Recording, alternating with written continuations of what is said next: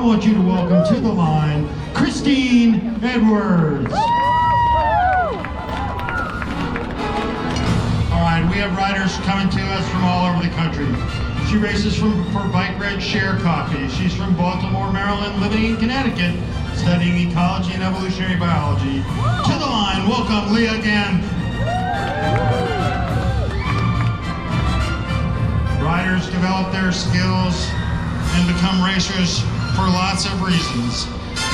This rider is currently organizing for the Pasadena Athletic Association, a cycling club of over 400 members. She's part of the racing organizers.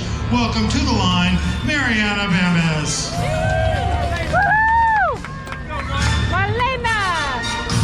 And she's come back to her team after a little bit of time away, a recovering runner racing for Automatic Racing. Welcome to the line, Chelsea Smith. And the rest of your category 2, 3, 4 women to the line. Riders are about 15 seconds out. 15 seconds as we get ready to launch a 30-minute race for the women's category 2, 3, 4. Riders, have a safe race. Have a great race. Enjoy yourselves as we kick off the 36 Bailey Glasser Boise Twilight for our women in 3, 2, 1. We're off and running. Hey, welcome back to A Faster Me. We're out at the Boise Twilight Crit in Boise, Idaho. I have two lovely ladies with me today, my wife Ellen Strickland and my captain and teammate Marlena Bemis. As you can see, we're off to a fast start. And what was really kind of exciting about this race is Marlena got a call up, and she was one of only 3 people who got a call up. The announcer saw us previewing the course the night before, asked our names, and then did his own research. And so that was just kind of a cool start to have Marlena called up as the organizer of, you know, a club of 400 members. And he had a few details wrong, but it was really cool. And so, as you can see, it is very hot. I don't believe it's 113. It was probably closer to 100. But it was very hot. We were off to kind of a stressful start, no warm-up because we had the race time off. So now you can see. So this is my start now. So from the call-up, I got a good position. She's spinning out, but made sure to get a strong start. That's one area that I try working on. And yeah, I really like this course. Part of the reason I came out here, it's fast and flat, and I do better with like a longer straightaway like this. So wanted to come out and have some fun. Not having fun out here, way far off the next wheel, but I think I was looking for someone to help come around.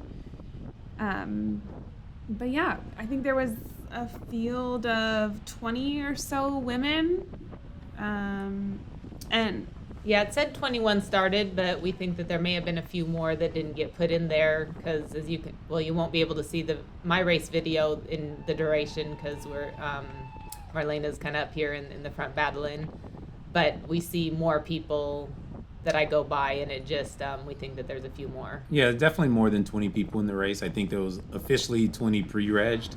But yeah, there was more than 20 people in the race, and I think both of you guys did a good job of getting off to a great start, especially in a new course. It was very hot, kind of a little stressful start of the day just because they had the times wrong or different on 2 different media publications. So we were a little bit late getting to the course just because we had 2 different start times. Yeah, I can't recall nerves and the feeling in my stomach quite like I felt in the beginning. I did not feel good. I think just the nerves, and yeah, it was a really large community presence, about 5,000 people there. So we're going to see a little incident here as we go into the corner number 3. There's a near high side and kind of an accident, and unfortunately I get detached, and that's kind of my race. So yeah, so we're going to play it back here. If you saw the girl in purple, almost high-sided. So this is from Ellen's view, and this really, threw a monkey wrench in her race here. So there, you can't see it there, but you'll see they checked up. So I'm going to slow-mo it here for you. If you look up to the left side there's a girl in purple. And I don't know if she hits her brake or what, but she's going to high slide pretty big right there. Back wheels off the ground, near crash. Great job saving it. But unfortunately, Ellen was caught behind that. And this is now Ellen's video. And this is a preem lap. So as you can see, the front is moving. They're not waiting around for anything. They sprint here for the preem. And unfortunately, it's back-to-back preem laps. So Ellen's going to be pushing big watts trying to get back on. And this is just a really good lesson to be in a better gear in anticipation of a corner. We were carrying a lot of speed going into that corner, and there was such significant slowing that I was in such a heavy gear coming out of the corner. I had no acceleration.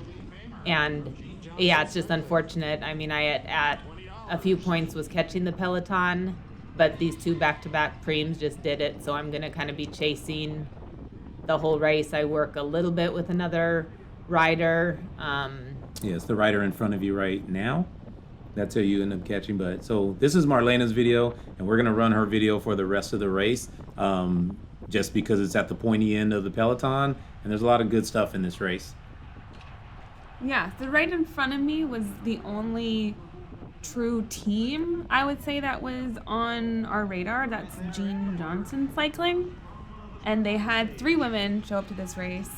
And I don't know if we mentioned it, but it's a 2-3-4 race. So I saw them planning at the beginning of the race, so I knew there was going to be some fun action going on. And there was.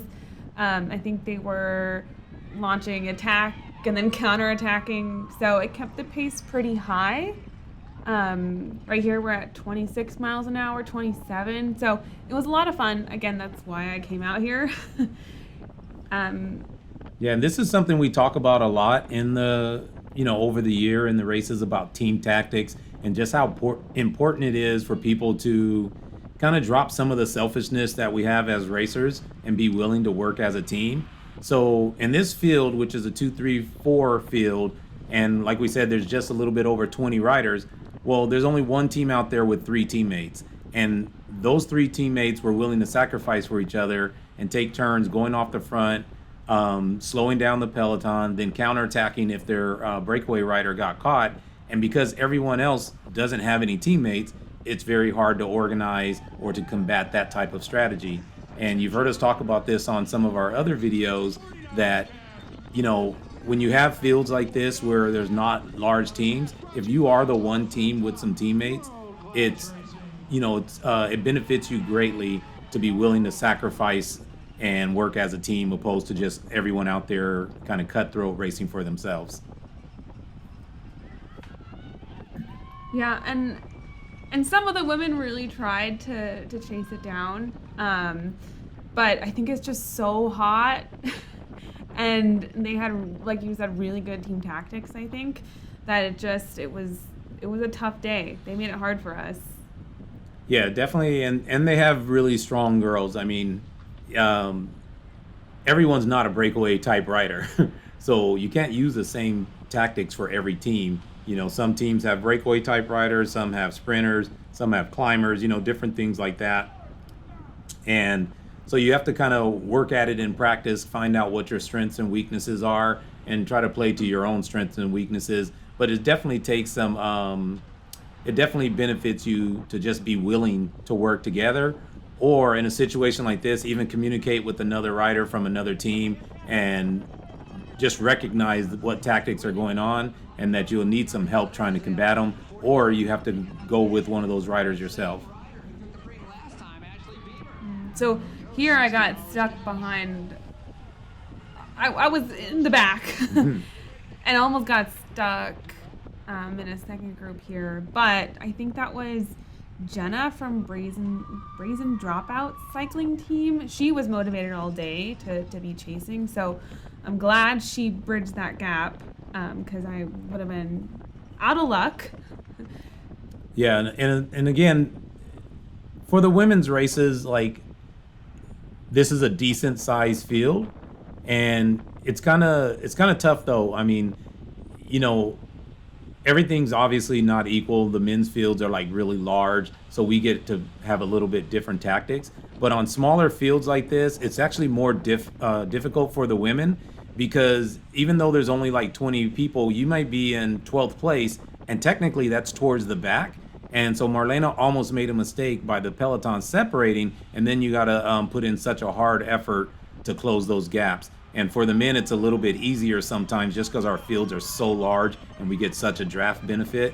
We're often able to, save a little energy in those cases, and there's a lot of places to protect yourself. So even here, sitting in the peloton, as you can see, there's only 2 or 3 riders wide. So you really have to be careful of who you're following and how much protection you're getting. This is another reason why we kind of work on being in good position and staying in a good, safe position throughout the peloton. It's hard to do energy-wise, mental energy more so than physical energy, but it's just something to work on all the time. And as you can see as riders progress in skill level and through the categories, you can see some riders, like, they're very intentional of where they're at in the peloton at all times. Yes.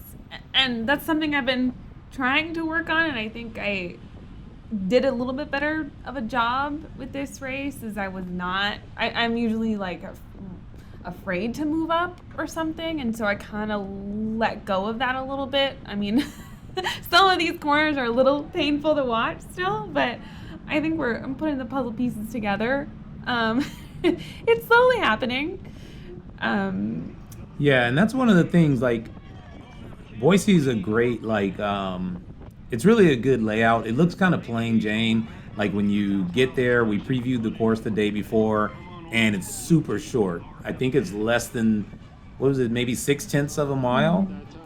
So it's a really short course, but it's also really fast and flowing. So you can't really afford to mess around too much, because if you do, you're going to be off the back. So I think this helps Marlena in this type of situation a lot, because the speeds are just high at all times. So there's not really a time where you can just hang out in the back and chill for a little bit. Kind of like what I was doing just there. Yeah. Yeah, but you can see it's strung out. It was single file. Yeah. So even though you're towards the back, it's single file, so it must be going fast if they're stretched out like this. And here, this is the headwind section. I would say a moderate headwind. It wasn't so bad, but enough to where that was either where you could move up if you wanted to spend the watts, or you needed to be sitting in. And let's see, the woman right in front of me, so in the orange with the blue helmet, I had marked her. She's from Automatic, and she was super good at cornering. She would just nail the corners. Oh, what are we doing here? Yeah, what are we doing here? I don't know. No. So I think this was one of the, I think one of the Jean Johnson women had gone off the front a little bit here. That's correct. She just turned right there on turn 1. And yes, you did a good job of trying to kind of run it down a little bit. And I'll try to point myself out on the side over here, which I was okay with it. But, it's hard to communicate in race. And the only thing is, Marlena does not have any teammates in this race at this point, because Ellen's detached from the first group. She's chasing, trying to get back on. So she doesn't have any help here. So what I was trying to communicate to Marlena is, hey, you cannot do all the work. With this type of heat, you either need to accelerate really hard and bridge the entire thing, or you need to go with the next counterattack. So why the car was in the way right there, I have no clue. But we were lapping riders. There was a lead rider and there was a car on the road. Right. Yeah, it makes it very narrow and kind of eliminates what lines you want to take. It's just confusing. Like, in your head, you're redlining a little bit, right? And so it's just hard to see that. So some of the women were motivated to chase. So again, this is the woman from Brazen Dropouts, but Jean Johnson was right on the wheel. They did such a good job of either getting second or third wheel.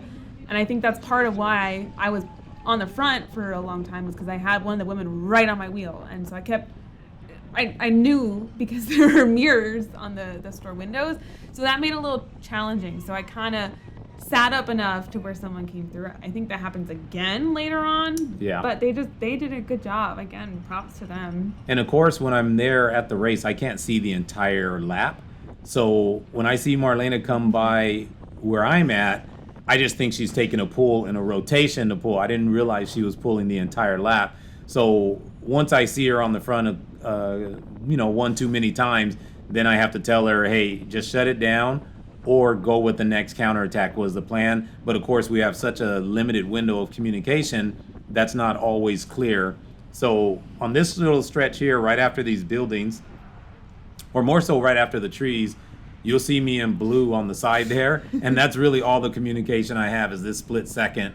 There's me in blue there. And that's the only communication I have there. So I was just trying to let her know Glenn Johnson's going to keep doing what they're doing. When we get down to, 6 laps or so, she has to go with that last move. And I think that her and the Glenn Johnson girl would have easily stayed away.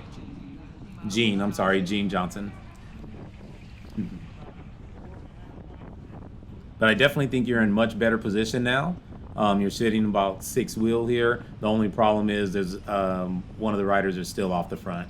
Yeah. And yeah, we were trying to chase it down. I think it was just so hot, and no one could pull through, right? Because you had to come from four wheels back.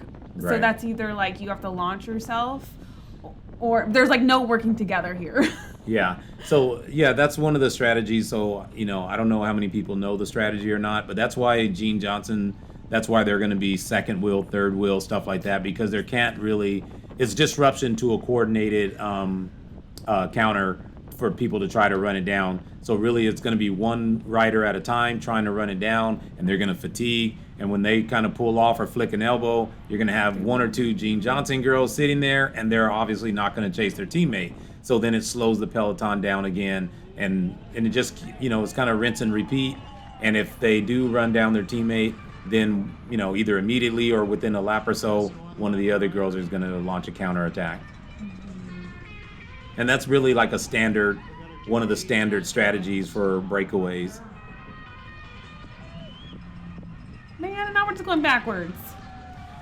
Yeah, I think just, it doesn't look like you're too tired there. Your heart rate's down. It's just kind of lapse in concentration there. Yeah. Yeah, I think one thing that I was working on, whether I did it or not, was just like moving up at the corners. And so here I saw the attack coming from the left side, so I went on the right. And this was the woman that I knew could take the corners really well. So I knew I could follow her wheel into the next corner. But after that, I wasn't so sure. So I think she did a great job here. She takes it a little wide for me. I kind of stay a little more narrow. But this was nice. Yeah, I think the first corner, basically both corners, I think she just doesn't commit to an apex.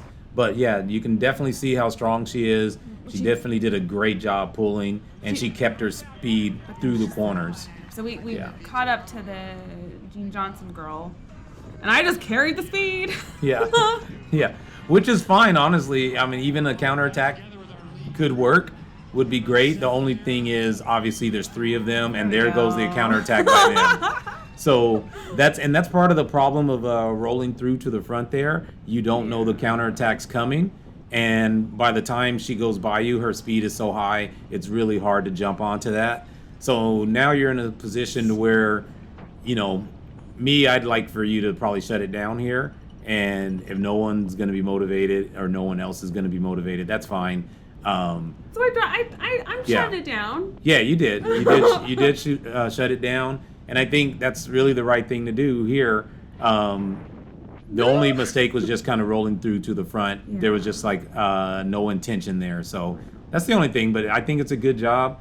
Here you're on the front, but you're not using a lot of energy.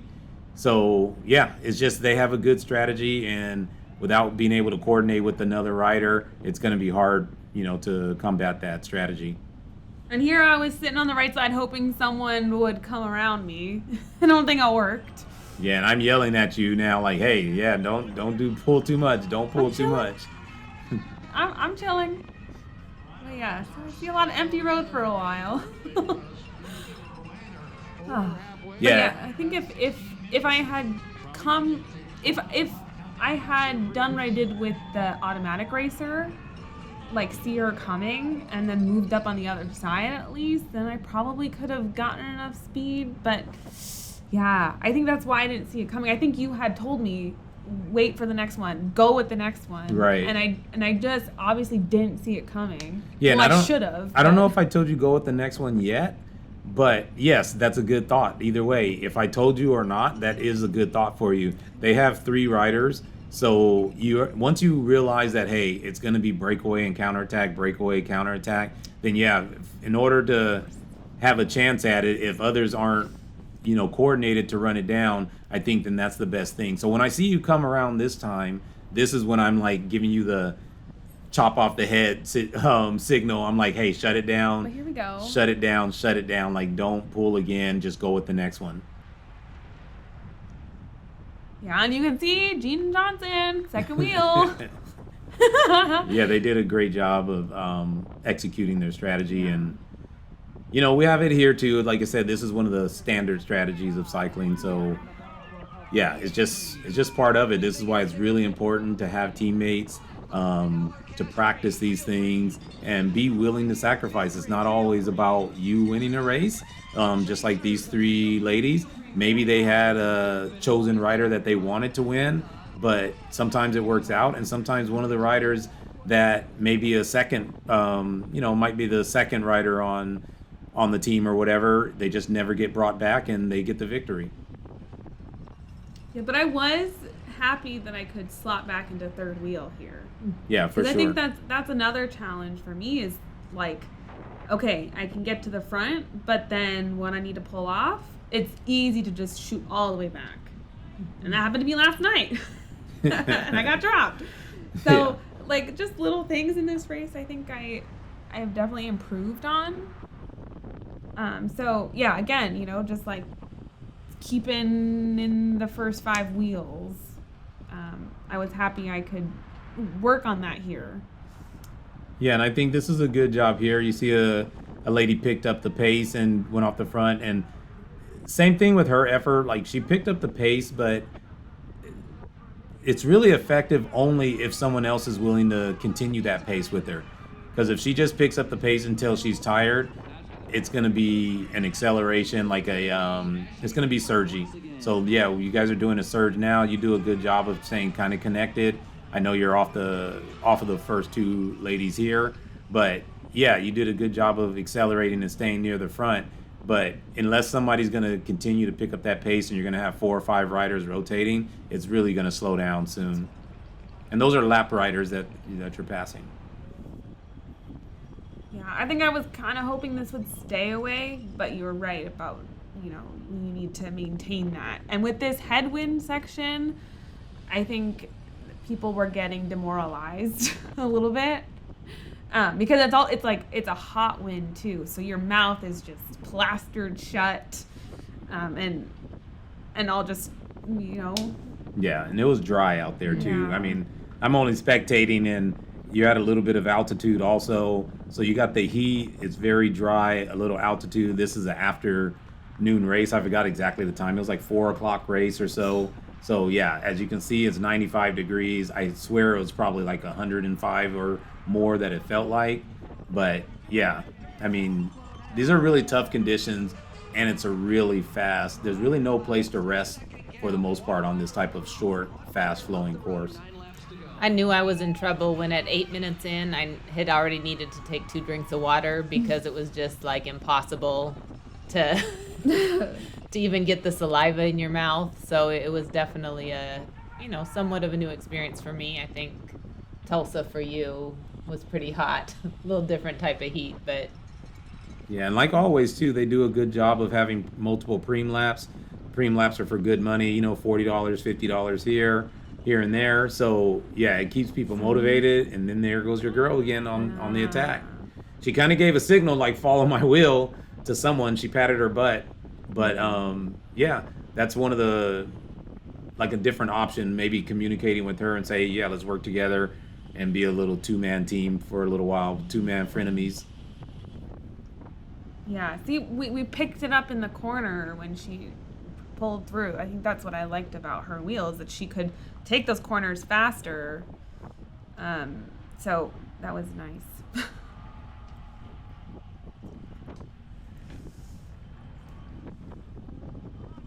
Yeah, so you're doing good here. I think I yelled to you, don't. I think I yelled, stay attached, because the peloton kind of split here, and I couldn't tell if you could see it or not. But yeah, the girls in front kind of got detached here. I mean, the girls in front of you kind of got detached, and then now you can see it, and you can see like you're going to accelerate a little bit here to try to get back on. But yeah, the peloton almost snapped here, and we would have kind of been off the back just from being out of position. Oh, wow. Ooh, that was a little shaky turn there. Second one in a row. Yeah, so the woman that's in front, the person that's in front right now, talked to them before, and I think a Cat 2 rider, so I knew that, you know, our little group could probably be motivated to get back on. I think that's the only reason why I kind of trusted. Yeah, and I think also once it happens, if you're late and you notice it, it's a big gap at that point. So yeah, if they're willing to put some speed in and you can draft for a little bit, I would say yeah, take advantage of that and stay in the draft as long as possible. I think some of these riders on the left are getting lapped here. Yes, they are, if I'm not mistaken. Yes, but I couldn't tell because they got back in with our group. So I almost thought when this was happening, I thought there was a crash. Right, because there was a bunch of women that all of a sudden were merging back into the peloton, but we weren't by the pit. So this was confusing to me because there were faces I hadn't seen in a little bit. So in my head, I was like, Ellen! I'm pretty sure those three girls on the left, yes, they were lapped. If I'm not mistaken, they were lapped. And yeah, they announced the rules from the beginning that you had to move over to the left and let everybody through, sit up. You could not jump back on. But, you know, of course, not everyone listens, and some people unfortunately get an advantage from those type of tactics, and they get some free speed, and often they get placed in front of people that they weren't in front of. So it's unfortunate. We wish that the rules could all be enforced the same, including, I think, in this race, people got a mechanical that wasn't a mechanical, but, you know, that's just... See, look at that. Unfortunately, that's just what happens sometimes. See, I moved up. I went from the back to fourth wheel. Yeah, definitely a good job in that corner there to take advantage of the inside line. Kind of like the young lady did right there. Left the door open and she took it. She walked through it. I'm not sure what's happening here. Why are we doing something once? Yeah, I think we're getting down to only, I think there's maybe like 8 laps to go or so. Maybe even less than that. Maybe down to 6 laps now. Oh my goodness. And we were staying with some of Ellen's friends, I have to tell you, and they have a little daughter. And every time I was coming through like that at the front, I could hear her like freaking out that I was at the front. So it was... What's their daughter's name? Tatum. Oh yeah. It was so cute. Yeah, so definitely thanks to Joe, Jenny, and Tatum for their hospitality, putting us up, and, you know, just putting up with us and helping out and all that kind of things, and obviously keeping us hydrated because we're traveling. You know, Marlena flew in that Friday. Ellen and I came from Oregon, and all of us are from Southern California. So yeah, we're traveling and we're on the road a lot. So yeah, just definitely shout out to them for hosting and, you know, just showing us the love that they've always given us. It was like having an Airbnb where the hosts cook for you and make you get your own towels, you know, kind of that situation. Family and great hospitality. All right, I'm yelling at Marlena now. Shut it down, damn it. I don't know what we were doing here. Yeah, because we're late. We're about 7 laps to go, but and this is way too much energy. Yes, you did. 100% you did listen, but it was way too much energy at this point with 7 laps to go, because even if you run down the rider that's in the breakaway, you're tired. You're not going to have the energy when they counter, and you'd run the risk of being detached at that point. So I'm just like, yeah, shut it down. My corners were kind of okay. Yeah, your corners are good. When you have clear space, you don't have any issues cornering. I think it's more of working on it when you're in a crowd. Yep. It's more of trusting the wheel, and obviously it happens with all of us, you know, it just depends on who's in the group. When you're in crit practices or group rides and stuff like that, obviously you have like a lot more trust. And unfortunately, I hate to say it, but sometimes it's because you're behind a pro male or a Cat 1 male, a Cat 2 male. It's just, unfortunately, the ratio of men to women riders just in life and as far as like performance riding is, it's kind of like imbalanced. So sometimes you get comfortable seeing how men ride, and it's not the same when you get in a race. So you saw me looking around for a little help, and nobody helped, and I realized again who was right on my wheel, so I knew I was not going to get any help. But I think I see you again, and I chill out some more. I was definitely doing the off with your head symbol there, like, hey, shut it down, like, just stop. Like, you can't chase for 5 laps. Even though you're making up time on her, I have my stopwatch out, and of course the lady comes up here like, hey, good pull. But yeah, they weren't willing to come by and contribute to that pull. So at this point, with 5 laps to go or whatever, unfortunately, we're racing for second for the most part. And unfortunately, I actually said that. I was like, hey, shut it down, you're racing for second. So I think I told you sit 5th wheel or so, and you pretty much did. Yeah. So Yeah, that's too bad. yeah, it is. It's just at some point it's too late, Yeah. It's hard to coordinate, like we talked about earlier. It's hard to coordinate with riders that you've never met, they've never met you.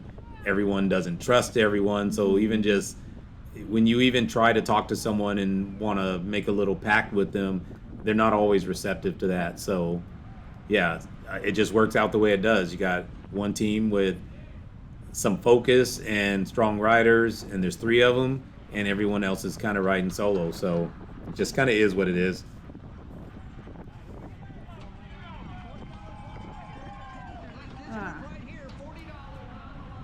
Yeah, and I think here you're putting in good watts, but obviously you just pulled for 2 straight laps. So even though you still have some energy, the acceleration, the snap's just a little bit slower. So you end up getting stretched out a little bit here to about 8th wheel. But it's still not bad though, still doing a good job. Just unfortunately, you're going to need to be able to recover and, build up a little energy in your legs again. Yeah.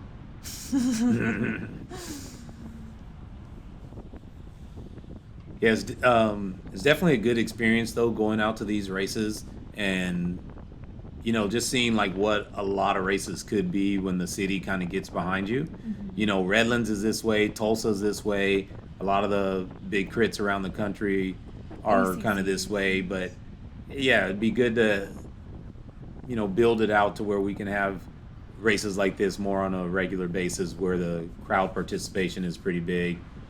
I don't know if this does it justice, but once you get up here by the Capitol and by the park, like everything is just really packed in there. There's like literally thousands of people in here. I forgot they did announce the number. I actually move out of the way where I'm not around people just so I can communicate and my voice can be heard. But yeah, there's actually thousands of people through here, especially once you get to like the pro women's and the pro men's race. There's like standing room only along these fences. Wow, it's exciting. I think the small town races are fun, right? Because the whole town will come out. So I think we're at 3 laps to go here. So heating up. People are. I think we all realize we were racing for second, and so it's getting a little spicy in our little peloton. Throwing some attacks. Yeah, and the girl off the front is like, she's gone. Like, she's way off the front now. She's probably half a lap ahead. So, yeah, so I think everybody kind of realized, like, hey, we're racing for the podium now, not the win. And, like you said, people are starting to pick up the pace. And it's always a little too late or whatever. But I think this is a critical part here, though, just because you're a little sluggish going, and now you're in about 10th wheel. And when you have to make up these spots, which I'm yelling to you here, I think I'm yelling to you that this is it. There's 1 lap to go. Then, of course, you got motivated. You put the hammer down and started making up some spots. But now we're actually going into the last lap. So basically, this is it. And I think this hurts your sprint a little bit at the end because you had to come from so far back. Yeah, I think I just like fell asleep for a little bit, I think, and I just didn't have the snap. And then I looked up when you said that, and I was like, oh, I'm far back. Yeah. And so you just kind of go into this headspace of all you need to do now is just to get up there. Yeah, I think I was yelling like, this is it, last lap, let's go. Yeah. You looked like you were just chilling for a minute. But I carry decent speed. Yeah, no, you did a great job. It's just, I think this just hurts your legs, obviously. You know, and you're going to do a 400 watt for a minute effort, and that's a lot. You know, that's a lot of watts. And But the plan was you come out of this corner. yeah, no less than third and first if you can. And so I just stepped on it Yep. and just. And unfortunately, the girl in front of her, she's the teammate of the girl, I think, in the breakaway, if I'm not mistaken. Yeah. But yeah, she got a jump on everyone. And so, like, you're giving it all you have now. And, you know, you have an 800 watt sprint and you get nowhere near that just because you had to put in such an effort. And then you get just taken at the line there and barely knocked off the podium by, like, you know, less than a wheel. So that little bike Way throw there less. knocked you off the podium. But yeah, I mean, good race, Good good race. experience, good showing. And I think the only thing is you just fell asleep that second there. If you would have stayed at maybe fifth wheel or so, yeah, you're definitely on the box there. Yeah. So anyway, thanks for watching. We'll try to get this out as soon as we can. And next race will be Manhattan Beach. There's Ellen.